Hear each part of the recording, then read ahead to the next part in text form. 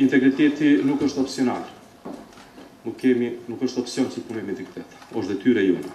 Ne si agjenci do vazhdojmë që të jemi të panshëm, të vendosur dhe profesional në secilin vendim tonin. Ne do të vazhdojmë që të insistojmë në përgjegjësinë të zyrtarit publik, në transparencë dhe një kulturë ku korrupsioni nuk tolerohet. As në raste të mëdha, po as në ato të vogla, sepse rastet e vogla çojnë ato të mëdha. Por agjencia nuk mund të kryejë këtë punë vetë, nëse nuk bashkëpunon me gjithë ju, qoftë me zyrtarët që jeni pjesë të institucioneve, qoftë me shoqërinë civile, qoftë me mediat që janë tepër të rëndësishëm. Dëshiroj pashtu të njoftoj para jush që këtë javë së bashku me tryezat e përditshme, ne kemi edhe një fushat mediatike, ku televizioni publik i Kosovës, RTK, do transmetoj video promovuese dhe edukuese për mjetet e pandrimit të korrupsionit dhe si të raportohen ato në agjencinë nëse identifikohen nga zyrtarët dhe qytetarët. Në këtë mënyrë ne po tentojmë që ta ngadalë kemi partnerë serioz dhe përditshëm edhe me media edhe me OEQ në arritjen e synimeve dhe mandatit tonë. Për fund, para se t'ja barti fjalën panelit të nderuar këtu, ju falenderoj për pjesëmarrjen, për angazhimin që keni ardhur këtu dhe do të qëndroni deri në kur e keni të mundur. Dhe gjithë neve, edhe juve ju uroj sukses në punët e juaja dhe një punë etike që ju ndërtonën në mënyrë vazhdimshme, vazhdueshme në mënyrë që shtarët e Republikës së Kosovës të pranojnë shërbime më të mira dhe shtarët e Republikës së Kosovës të kenë shërbime të cilat e përmirësojnë jetën e tyre dhe ngritin cilësinë e saj. Neve edhe juve ju uroj një javë të suksesshme me integritet, por kjo javë mos mbetet vetëm një javë integritetit, është i gjithë viti javë dhe vit me integritet. Unë kisha ndodhi sot dhëna me juve nga monitorimi i planeve të integritetit në kontinuitet, përveç obligimit se kanë edhe zyrtar përgjegjës brenda institucioneve, na e bëjmë si aktor jashtëm ose si institucion jashtëm, e bëjmë në mënyrë periodike monitorimin çdo 6 muaj. Janë identifikuar 4 sfida. Sfida e parë është në vlerësimin e rreziqeve reale, domethënë kjo nuk vlen për gjitha institucionet. Në vlerësimin e rreziqeve reale, sidomos në prokurim dhe burimin njerëzore, është mungesa e dhënave, çka e bën vlerësimin e rrezikut më shumë perceptim se sa analizë.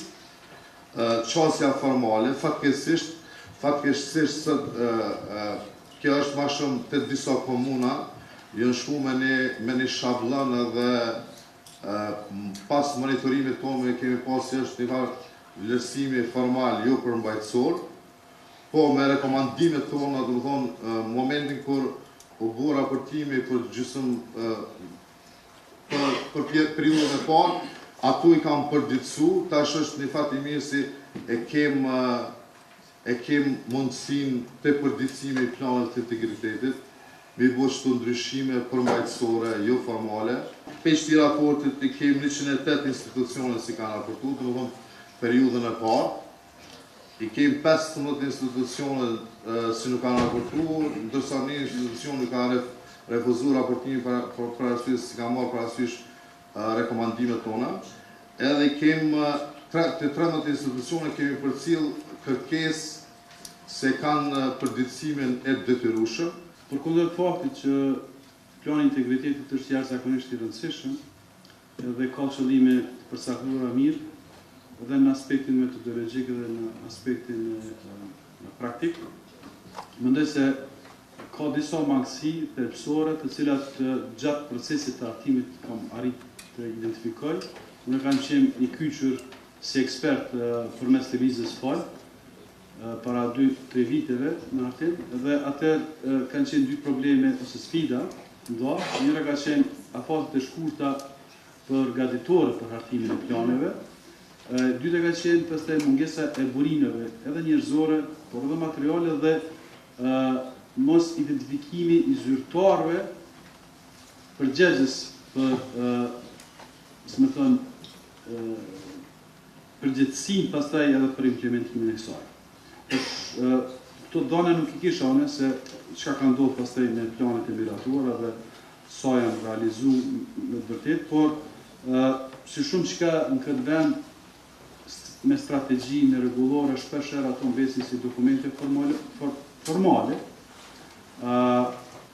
për mungesat të ndryshme, njëra prej tyre janë zakonisht burimet njerëzore, që lidhen edhe me burimet financiare, për shkak se zyrtarët të cilët janë përgjegjës për monitorim apo mbikëqyrje të këtyre proceseve nuk stimulohen mjaftueshëm ose nuk kanë përgatitje të mjaftueshme në këtë fushë.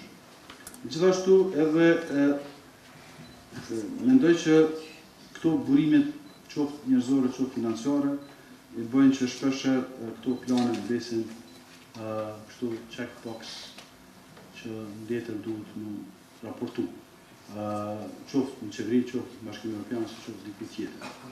Sipas raportet të ndryshme ndërkombëtare, qoftë të progresit Bashkimit Evropian, qoftë të Grekos, ato theksojnë se Kosova ka një progres në këtë fushë, por gjithashtu ka dhe sfida në zbatim të ligjeve ekzistuese. Krahasuar me shtetin rajon, ne qëndrojmë më mirë se Bosnia ose se Serbia, mirë po krahasuar me Malezi apo krahasuar me Maqedoninë, kemi ngecën në këtë fushë, pra gjithmonë sipas raporteve ndërkombëtare, po mendoj se është kohë e shkurtër, pra 2-3 vjet nuk janë kohë mjaftueshme për të pasur se sa ka arrit plani i integritetit me të vërtetë të ndryshojë gjendjen. Prapse kjo kërkon që vazhdohet ma me vendosmëri në zbatimin, monitorimin dhe përmirësimin në ato pika ku parashet plani i integritetit, në mënyrë që, si më thonë, të kalojmë në shtanë rajon. Ligje për parandalimin e korrupsionit në Kosovë të pjesa shtanë të integritetit nuk parashet buxhetshtisë. Do të thonë gjithçka që duhet të identifikohet si rrezik, duhet të adresohet brenda motive, resurse, qoftë humane, qoftë financiare, ekzistuese.